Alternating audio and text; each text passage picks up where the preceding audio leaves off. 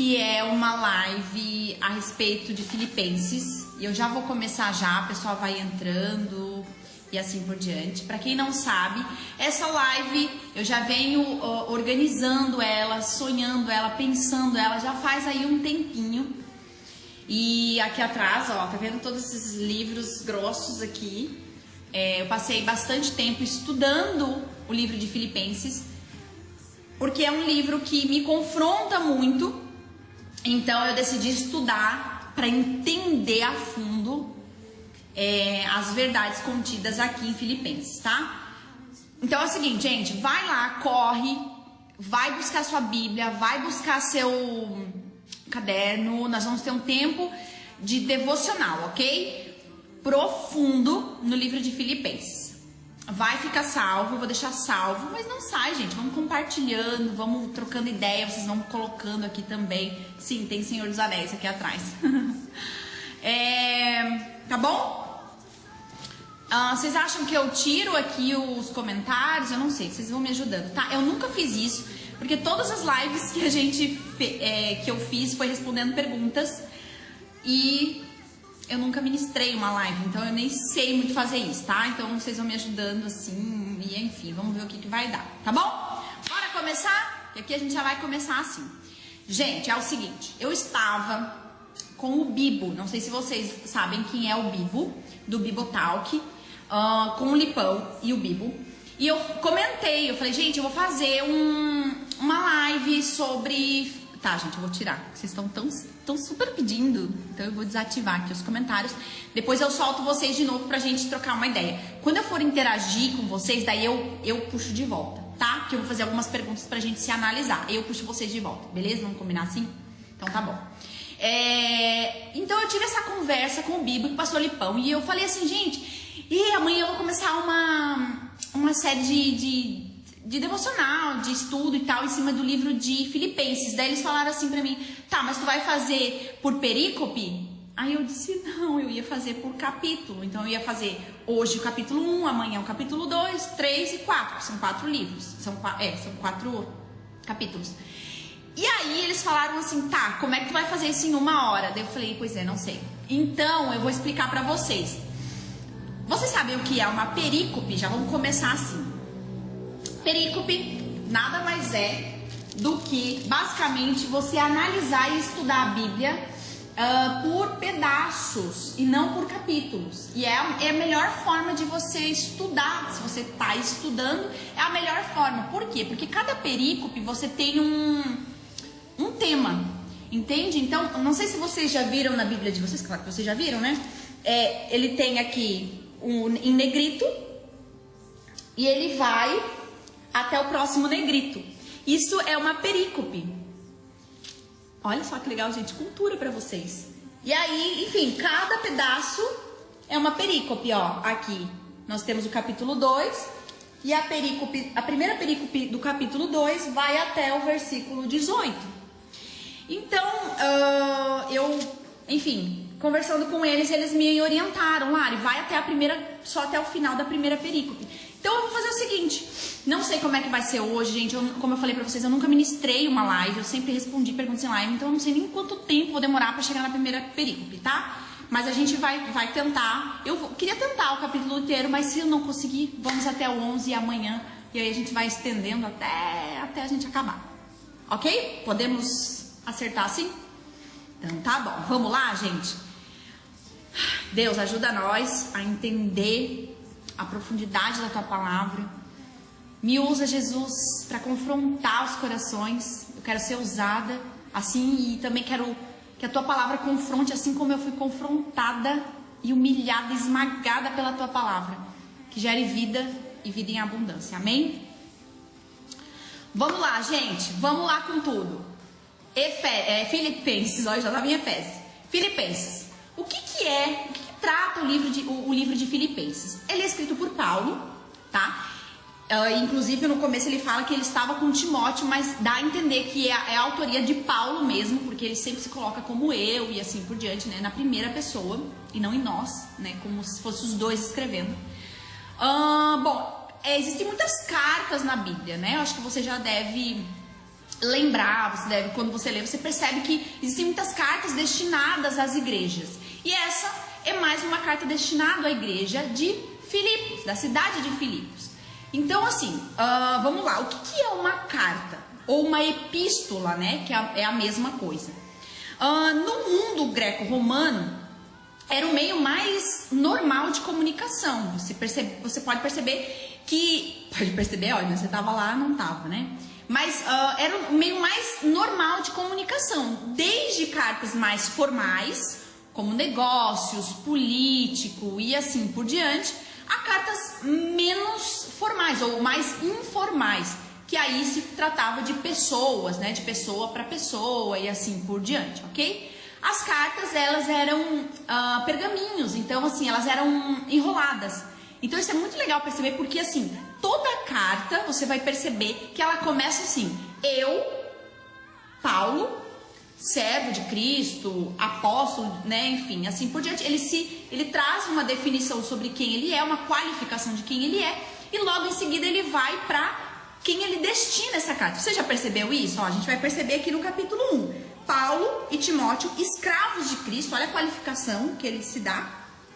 Escrevemos a todo o povo santo em Cristo. Enfim, a gente vai continuar. Olha que legal, sabe por quê? Porque era mais fácil... Olha meu dedo sujo.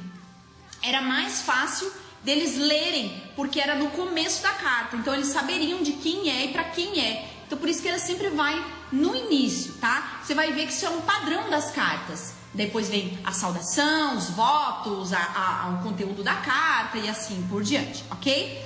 Então qual que é a ideia das cartas? A ideia é se fazer presente lá naquele lugar, tá? Então eu tô dando uma introdução sobre Filipenses, tá? Para vocês entenderem o que eu tô fazendo. Daqui a pouco a gente vai começar nos versículos. A carta, ela tinha como objetivo fazer a pessoa estar presente naquele lugar. Isso é muito importante entender, sabe por quê? Porque traz a gravidade da carta. Então não é como hoje, por exemplo, eu enviar uma carta para alguém, né, sei lá, uma coisa mais pessoal, assim. Não, a ideia era realmente Paulo estando naquele lugar. Então, como ele não podia estar presencialmente, a carta ou a epístola, ela tinha o mesmo peso que ele presencialmente, ok? E onde que era lida essas cartas, né? Para onde era enviada essas cartas? Para as igrejas, e ela era lida nos cultos. Então veja a importância, era como se Paulo estivesse naquele lugar, então tinha o mesmo peso a palavra dele, uma carta, ou ele tinha o mesmo peso, porque esse era o objetivo da carta.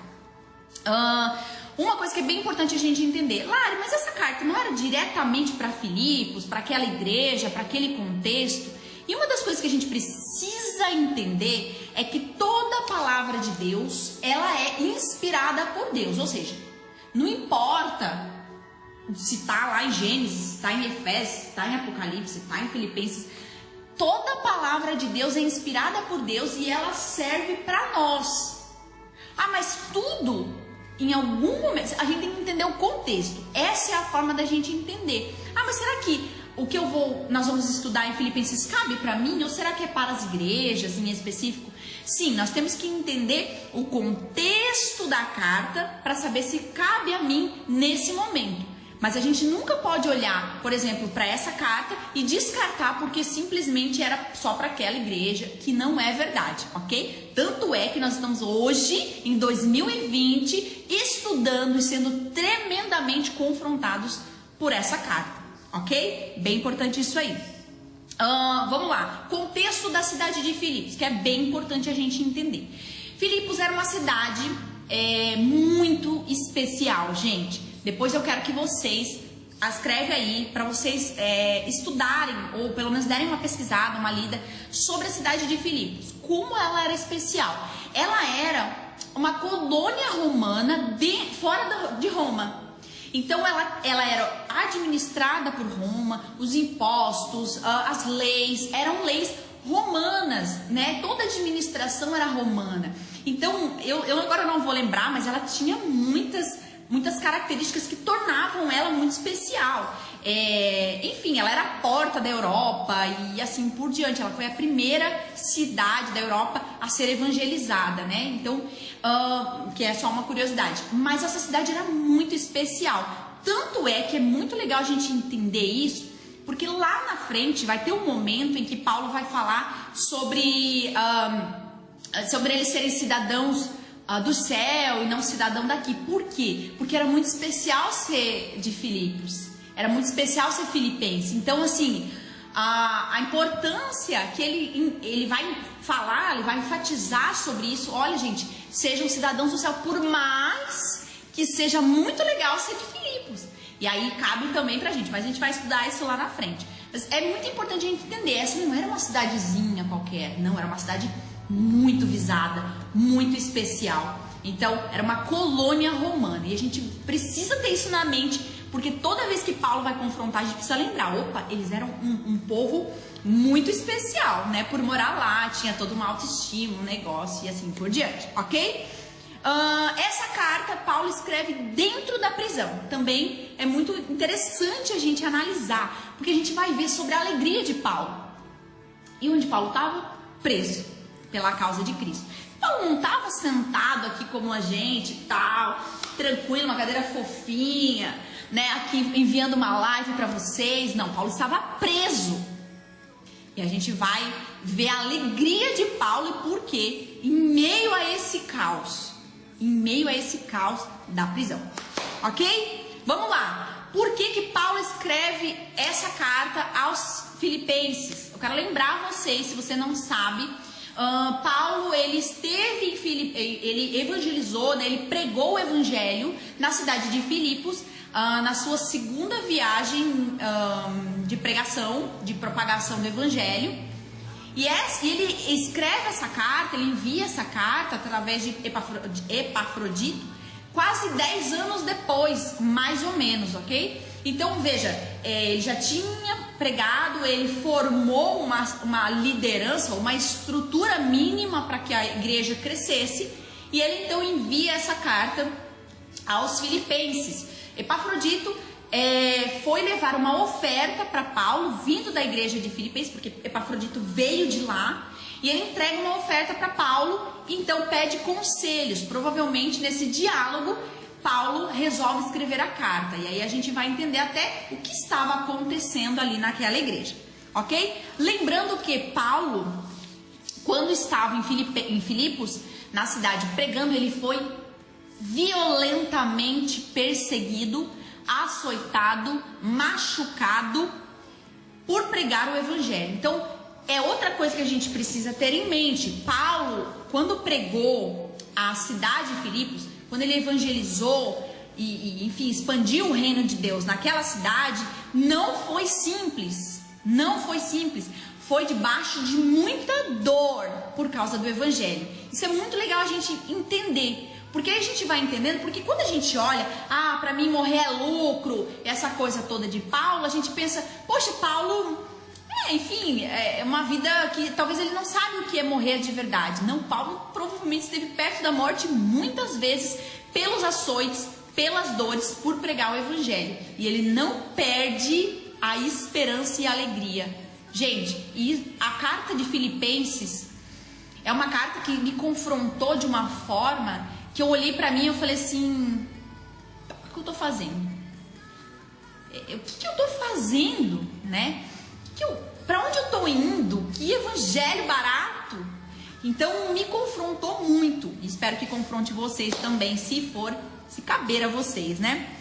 Bom, Paulo então prega, chega na cidade na sua segunda viagem, antes da carta, ok? Ele prega, não sei se vocês vão lembrar, para umas mulheres que estavam ali. E aí Lídia é a primeira a se converter, e ela, não sei se vocês conhecem a história de Lídia, enfim, ela vendia púrpura, se eu não me engano, enfim. E aí ela se converte, ela abre a sua casa para começar a igreja, olha que legal, né? Ali já começou uma implantação, né? Paulo era um implantador de igreja. Daí ela abriu a casa, começou lá as reuniões e assim por diante, ok? Depois teve a situação do carcereiro e sua família, que se converte também. E é muito importante lembrar que nessa situação, enquanto ele esteve ali, ele não teve grandes ondas de conversões, milhares e milhares de pessoas, foi uma revolução. Não, é bem interessante pensar que foram poucas pessoas e sem muita influência. E Paulo, quando escreve a carta, quase 10 anos depois, ele olha para trás e ele vê que virou uma mega estrutura, né, para aquele contexto. Então perceba, Paulo não desistiu da igreja, né, e a gente vai perceber até na relação deles com a igreja, tá bom? Eu vou abrir rapidinho os comentários para eu saber de vocês se tá tudo certo, se vocês estão me ouvindo bem, se a música não tá atrapalhando e assim por diante. Tá tudo certo, gente? Porque daí a gente vai começar essa carta maravilhosa. Me diga aí, gente, tá tudo certo? Podemos passar para frente? Podemos? Simbora, simbora? Então fechou. Vocês só estão mandando carinho bonitinha, então beleza, tudo certo. Vamos embora. Então vamos lá, estão com as bíblias de vocês aí? Peguem as bíblias de vocês e vamos lá. Vamos começar. Então lembrando, né, a carta ela começa com saudação. Olha só o que ele fala. Paulo e Timóteo, escravo de Cristo Jesus, escrevemos a todo o povo santo em Cristo Jesus, que está em Filipos, incluindo os bispos e diáconos. Vamos lá. Ele se qualifica como escravos. Existem outras versões, talvez a sua versão NVI, se eu não me engano, está como servo. A tentativa de traduzir como servo é uma tentativa até de dar essa separada no que nós conhecemos como escravo. Porque o que nós conhecemos como escravo? Quando se fala de escravo, você pensa o quê? O que me vem à mente é essa escravidão africana, essa escravidão surrada, do tronco, das algemas nos pés, né? Essa dor, esse sofrimento nesse sentido como é que eu posso usar a palavra? De usurpar da pessoa e assim por diante. Então a gente tem essa mentalidade quando a gente escuta a palavra escravo. Então por isso que a tentativa de colocar servo, ela tem essa tentativa de separar, tá? Mas aqui, se você for no mundo clássico onde Paulo estava inserido, a palavra escravo, na verdade existiam muitos escravos que eram ricos. Dependia muito de quem você era escravo. Então, tinha escravos ricos, tinha escravos que eram conselheiros dos seus senhores. Então veja, aqui a relação que Paulo fala sobre escravidão não é uma relação de dor. Olha, eu sou escravo de Jesus, né? Eu me machucam, né? Jesus me usurpa, ele me prende. Não é nesse sentido. O que Paulo estava falando ali é da relação da pessoalidade dele, do relacionamento dele com Deus, no sentido de que Paulo era, na verdade, Deus era senhor de Paulo, era dono de Paulo, era quem governava a sua vida, né? Não era nesse sentido de machucaduras, mas e se preciso for, sim. Mas o sentido aqui é esse escravo no sentido de senhor. Ele era o meu senhor, o meu dono, ok? Então é bem importante entender isso aí. E aí Paulo começa, né, dizendo: eu sou escravo de Cristo. Em várias cartas você vai perceber que a forma como Paulo se denomina ou se qualifica, por exemplo, tem cartas que Paulo fala que ele é apóstolo de Cristo. Enfim, as qualificações que Paulo se dá a ele mesmo, está muito relacionado àquilo que ele quer entregar a carta. Então, por exemplo, nós vamos perceber que aqui a carta de Filipenses está ensinando o povo a se diminuir para que Cristo cresça.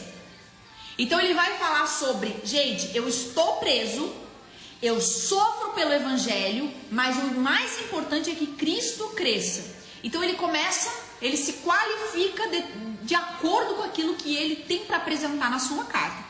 Então a gente já tem uma ideia do que Paulo vai falar, né? Então ele se diminui dizendo: eu sou escravo e Deus é o meu Senhor.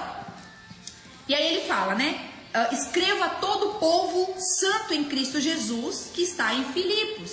O que é esse santo? Talvez muitos aqui estão chegando no evangelho e assim por diante, não tem muito conhecimento sobre quando a Bíblia fala sobre santificar, sobre ser santo e assim por diante. A palavra santo, ele significa literalmente, a tradução, né, no original, separado. É um povo separado para Cristo, né? Um povo santo, povo eleito, os filhos de Deus, ok? São um povo separado. E aí é muito interessante. Ah, mas será que essa carta serve para mim? Se você faz parte do povo eleito, né? Faz parte do povo santo, escolhido de Deus, talvez essa carta aí vai se encaixar sim na sua história. Então, começa por aí, ok? E aí ele continua, incluindo os bispos e diáconos, né? Ele fala para todo o povo santo, a família de Deus, incluindo bispos e diáconos. O que são bispos e diáconos? Basicamente a liderança estrutural da igreja, né, de Filipos. E então assim, quando se falar, por exemplo, de bispos, é a mesma coisa que falar de presbítero, ou a mesma coisa que falar de pastor, ou de supervisor, aquele que olha de cima, que tem mais o governo da igreja. E os diáconos é aquele que é mais assim do povo, vamos dizer assim, sei lá como que eu vou definir isso. Por exemplo, as coisas que ele tinha como demanda era muito os cuidados sociais, as viúvas, os órfãos. Então o diácono, ele tem essa coisa mais, sei lá, se a gente fosse definir hoje o que nós temos mais ou menos acontecendo nas igrejas, seria o pastor e o líder de ministério, tá? O líder de ministério tem muito mais essa pegada pessoal, muito mais perto das pessoas, não que o pastor esteja longe, né? Mas vocês entendem, né? Então, a coisa mais na massa e assim por diante, tá bom? Vamos lá, continuando. E aí, versículo 2, vamos ler lá. Que Deus, nosso Pai e o Senhor Jesus Cristo lhes dê graça e paz. A Shalom, né? Que a gente conhece e que muitas igrejas utilizam isso, né? Graça e paz, outras igrejas só usam a paz. Mas é muito interessante que isso tenha um significado. Quando Paulo usa graça e paz, né, na verdade tem muito mais significado do que esse que eu estou falando, é muito mais profundo, mas enfim, eu vou ser bem superficial. Mas no que fala de graça, não é uma graça e uma paz, enfim, essa coisa meio superficial, ou meio, sei lá, da boca para fora. Ele está dizendo a graça, ou seja, imerecida do favor de Cristo por nós, da cruz, da salvação por meio da cruz de Cristo, que é imerecida essa graça que eu recebi. E ele fala de paz. A paz não é uma ausência de guerra. A paz, quando ele está falando de paz, ele está falando sobre essa harmonia ou essa sintonia entre o povo de Deus e Deus. Então, veja que importante, quando ele fala a graça e a paz, ele está falando de algo muito mais profundo. Ok? Vamos continuar. Versículo 3, eu vou até o 8, ok? Vamos correndo assim. Vocês estão acompanhando na Bíblia de vocês aí, né? Vamos lá. Todas as vezes que penso em vocês, dou graças a meu Deus. Sempre que oro, peço por todos vocês com alegria, pois são meus cooperadores na propagação das boas novas, ou seja, do próprio Evangelho, desde o primeiro dia até agora. Tenho certeza de que aquele que começou a boa obra em vocês irá completá-la até o dia em que Cristo Jesus voltar.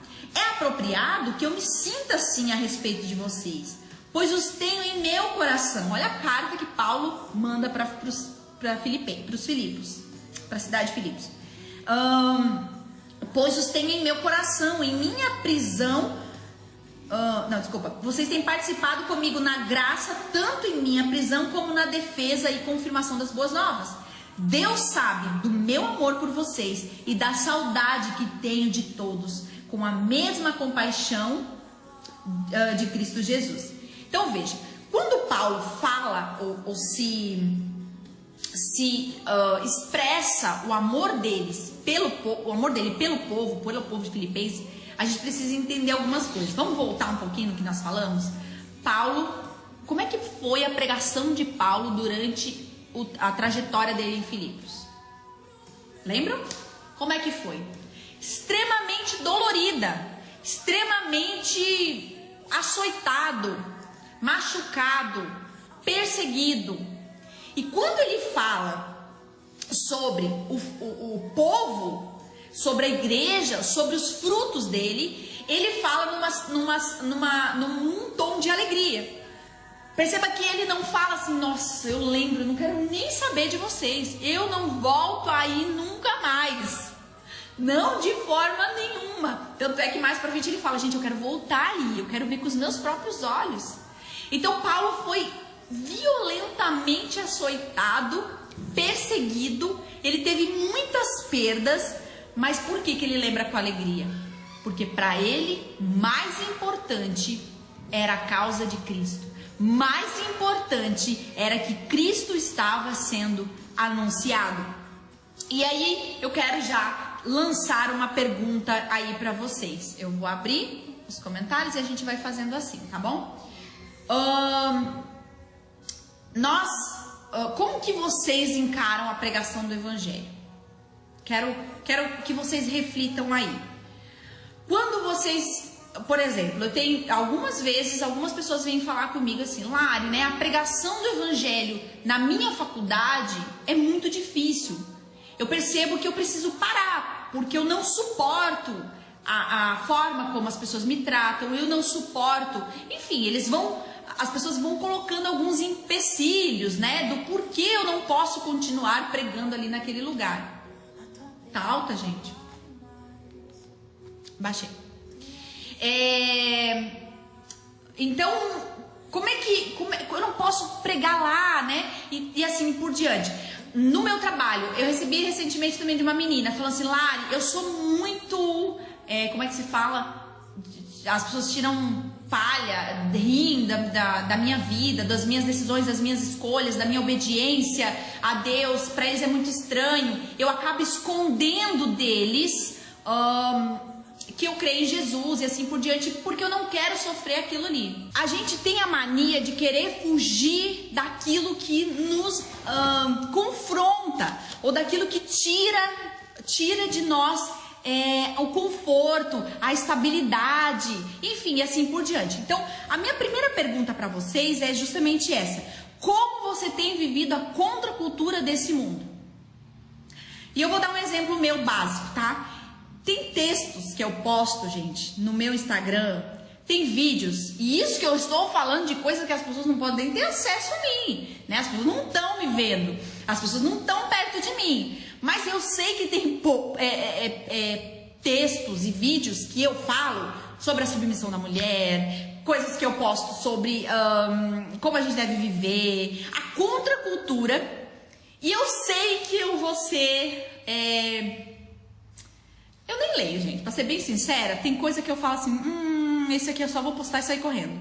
Porque eu sei que vai ser assim. Mas o que é mais importante? Sou eu ou é o próprio Evangelho? Ok? Então eu quero que a primeira coisa que a gente se reflita é exatamente isso. Paulo sofreu perseguição.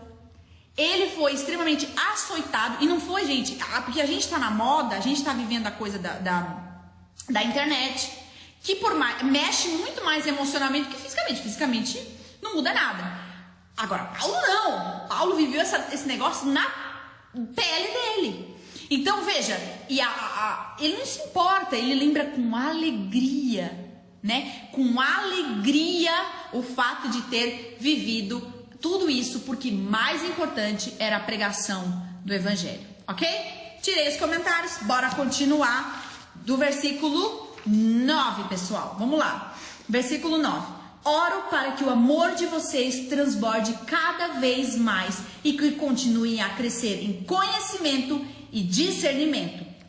Quero que compreendam o que é verdadeiramente importante, para que vivam de modo puro e sem culpa até o dia em que Cristo voltar. Vamos até aqui, tá?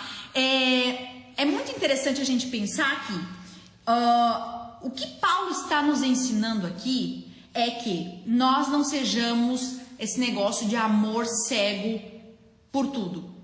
Essa coisa emocional, porque essa coisa, amar a Jesus, ela não pode ser baseado nas emoções ou no que eu sinto, porque em muitos momentos a vida com Cristo, ela é penosa. Se a vida normal, sem Cristo, já é difícil, porque, enfim, vamos supor que eu não devo obediência ao Senhor, eu vivo como eu quero. Já é muito difícil. Imagine você vivendo as dificuldades da vida natural e ainda tendo que obedecer a Cristo. E Cristo nunca disse, trazendo para o Evangelho, que ele estava oferecendo uma vida sem problemas. Muito pelo contrário. Quando ele chama as pessoas, eu e você, para vir até ele, o que ele fala? Gente, vocês querem ser meu seguidor? Então vamos lá, eu vou falar para vocês. Negue-se a si mesmo, tome sua cruz. E eu quero lembrar vocês que a cruz aqui, quando ele fala, não é esse crucifixinhozinho aqui que a gente usa, não. Ele está falando sobre literalmente um instrumento de morte. Mas o que é essa morte física? Não.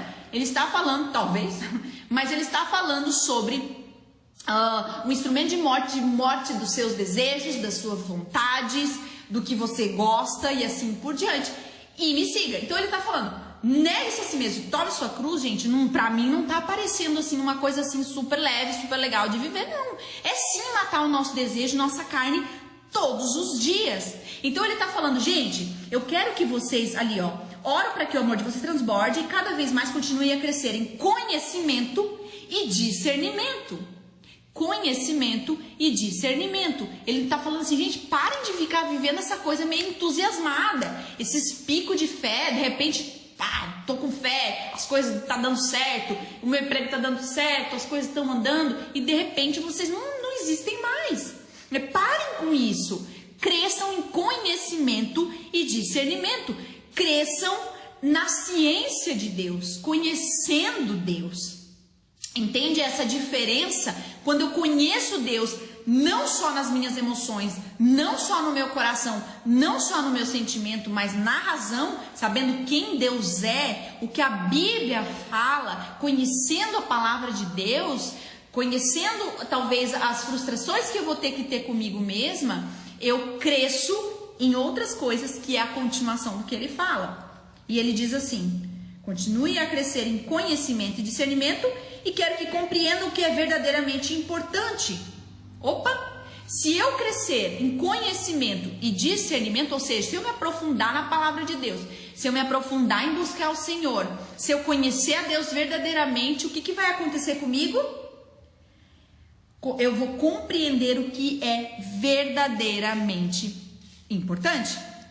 Eu quero lembrar vocês que algo muito... E olha só como é importante a gente entender o real contexto da carta, tá? Onde é que eles estavam? Em Filipos. Uma cidade confortável, boa de se viver, cheia de distrações, cheia de coisas boas, né? Uma estima você morar lá. E talvez eu e você estamos vivendo já exatamente nisso. Nós estamos vivendo talvez num contexto confortável, presos às coisas daqui, presos a uma cultura confortável de família, uma igreja legal e tal, um contexto legal, né, onde você também não sofre pela causa do evangelho, você é livre para viver o evangelho. Então acaba que você se distrai com as coisas desse mundo. E ele fala, se você crescer em conhecimento e discernimento, nada vai te atrapalhar. Por quê? Porque você vai ser capaz de compreender aquilo que verdadeiramente importa. E por que eu preciso saber o que verdadeiramente importa? E ele vai continuar. Para que, então ele fala, quero que vocês compreendam o que é verdadeiramente importante. Para quê? Para que você viva de modo puro e sem culpa. Puro, transparência, caráter e sem culpa. Ele está falando sobre ações, decisões, e ele está falando sobre as duas áreas da nossa vida, o nosso caráter e a nossa ação conforme o nosso caráter. E aí, gente, o versículo 11 encerra essa primeira parte, né, da carta, dizendo assim, que vocês sejam sempre cheios do fruto da justiça que vem por meio de Jesus Cristo para a glória e o louvor de Deus. Aqui existe algo brilhante no versículo 11 que é importante a gente entender. Olha que coisa maravilhosa. Ele diz assim, que vocês sejam cheios, sempre cheios do fruto da justiça. E aqui eu vou fazer um parênteses, porque eu falei para o meu amigo que eu ia falar sobre ele, que essa referência, sobre essa revelação, né, essa coisa que tão brilhante, eu copiei do Bibotalk, do estudo que eles fizeram em cima do livro de Filipenses. Eu achei fenomenal essa parte. E olha só o que fala. O que eles falaram e explicaram, eu achei super coerente. O que é o fruto da justiça que Paulo está falando? Gente, sejam cheios do fruto da justiça. Essa justiça, ele não fala sobre algo jurídico, né? Mas essa justiça, ele está falando sobre a própria justificação de Cristo.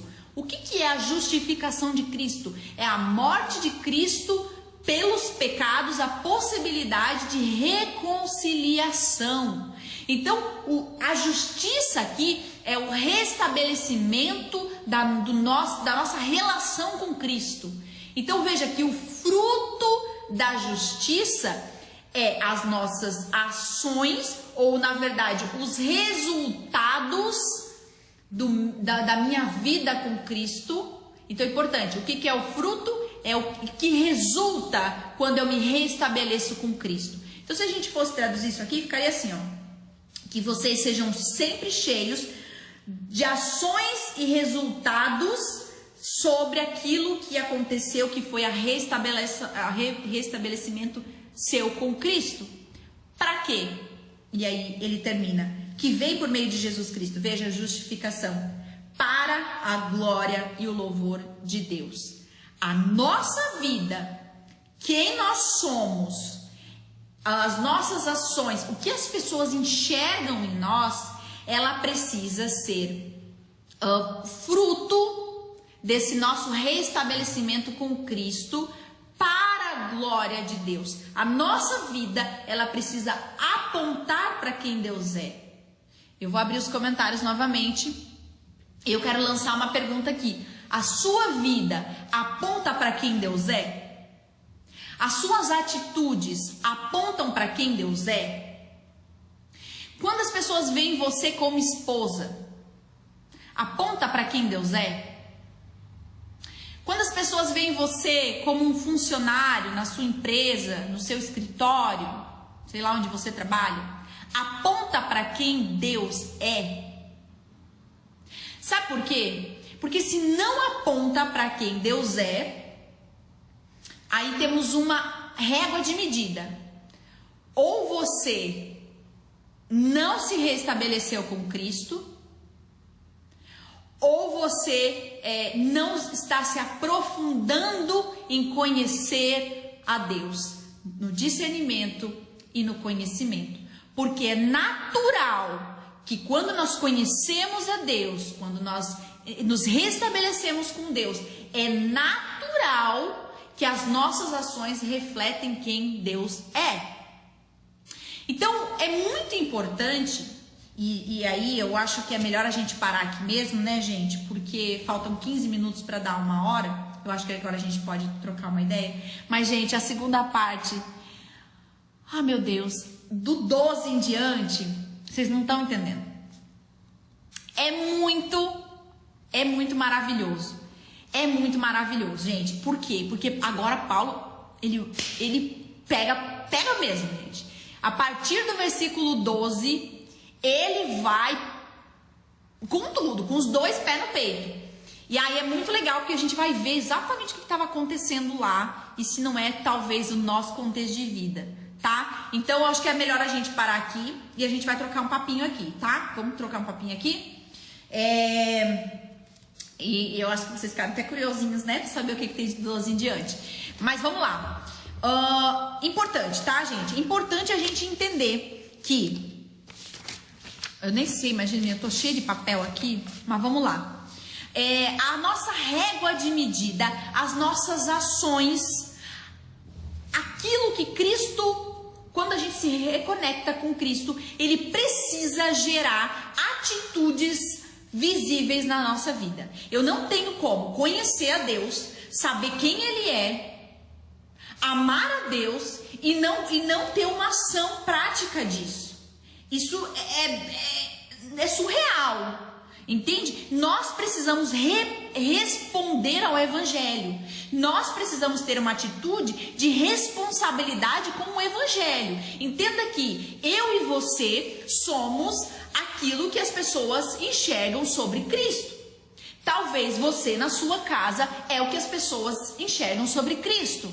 Então veja que não se trata mais do que eu gosto de fazer, não se trata mais do que eu penso ser legal. Mas eu assim, gente, eu gosto de sei lá, eu não consigo, é porque eu não queria dar um exemplo para vocês não falarem assim, tá, ela tá falando disso, mas isso eu não faço. Eu quero que o Espírito Santo agora aí sobre você, vá sobre você e comece a trazer à sua mente as atitudes e as áreas da sua vida que Deus precisa ainda mover. Na verdade, talvez Deus está se movendo há muito tempo, mas você precisa responder a isso. Então você aí na sua casa, aí no seu ambiente, é você como esposa? É você como filha, filho? É você aí no seu trabalho? Aonde você estiver agora nesse momento, você reflete a glória de Deus? Nós precisamos nos anular. Sabe o que é anular? Gente, se fosse eu viver pra minha vida, vocês não estão entendendo. Primeiro que eu nem ia estar aqui, tá? Não ia estar aqui, porque o tanto que eu o tanto que eu gastei de tempo pra fazer algo excelente pra vocês, foi muito grande e não tem glória nenhuma para mim. O que eu quero dizer para vocês é o seguinte, é que eu por mim mesma não gostaria de ter que passar por algumas coisas. Não queria ter que enfrentar algumas coisas. E em vários momentos eu falo assim, cara, que saco! Eu não quero isso, eu não preciso disso, não tem ninguém vendo. E aí eu sou extremamente confrontada. A minha vida, ela precisa ser extremamente apontando para Cristo em todas as áreas da minha vida. As pessoas precisam olhar para mim e a gente vai ver, gente. Eu não cheguei lá, né? Puxa vida, é no 12 em diante. Mas é muita loucura, porque no 12 a gente vai ver para frente que Paulo, ele estava preso e as pessoas foram extremamente confrontadas. As pessoas sentiam curiosidade, as pessoas olhavam para Paulo e falavam assim, gente, o que é que tem tanto aí que ele está preso? Ele não está preso por causa de um crime. A gente travou? Travou? Voltou? Então, acho que a gente pode ir do 12 em diante, tá bom? Amanhã a gente vai pro 12 em diante. Mas eu quero deixar essa reflexão aí na vida de vocês, tá? Quero deixar aí, eu quero que vocês fiquem em casa. Travou, né, gente? Mas voltou? Já tá tudo certo? Eu quero que vocês em casa, vocês sejam tomados pelo Espírito Santo. Que Ele possa transformar dentro de você as coisas mais incrustadas, as coisas mais podres. E que isso possa gerar vida na vida das pessoas. Essa é a minha oração por vocês hoje. Gente, um fala que tá preto, outro fala que voltou. Voltou? Eu quero orar, gente. Eu quero orar. E eu quero, se Deus falou com você sobre tudo isso, sobre a causa de Cristo, sobre viver um evangelho de verdade, sobre você deixar quem você é, anular quem você é, não porque você gosta, não porque é bonito, não porque é legal, mas porque agora eu não sou mais meu. Gente, aquela que começa a falar tudo de novo. O início da carta já começa dizendo: sou escravo de Cristo. Você pode dizer isso agora aí na sua casa? Eu sou escrava de Cristo, ou eu sou escravo de Cristo. Fala aí na sua casa, declara isso pro Senhor. Senhor, eu sou tua escrava. O Senhor é o meu Senhor. O Senhor é meu dono. E a gravidade de você dizer isso, ela é muito grande, é uma responsabilidade. Por isso que Paulo fala, gente, não é brincadeira. A vida com Cristo não é brincadeira. Por isso que ele fala, cresça em conhecimento, cresça em discernimento, porque isso aqui não é emoção. A vida com Cristo não é emoção. Embora nós nos emocionamos, embora nós choramos, embora muita coisa nas nossas emoções acontece no nosso coração, mas a vida com Cristo, ela é vivida de forma racional, e mais que isso, ela é vivida pela fé. Fé do quê? Fé do que eu não vejo, fé do que eu não tenho noção do que vai acontecer, mas por eu ter um Senhor que é dono de tudo, um Senhor que é o próprio Deus. Quando eu conheço a Deus, quando eu sei quem é Ele, quem é meu dono, quando eu olho e falo assim, eu sou escrava desse Deus, eu posso dizer com todas as letras, eu estou segura na fé. O que é a fé, gente? A fé é a certeza do que eu não posso ver, mas a convicção. É a convicção, e não do que eu vejo, a convicção de que vai ficar tudo bem. Não, a convicção. E é que Paulo está nos dizendo que quer eu morra, quer eu viva, importa que Cristo seja glorificado. E eu sei que no fim das contas, isso é o melhor para mim.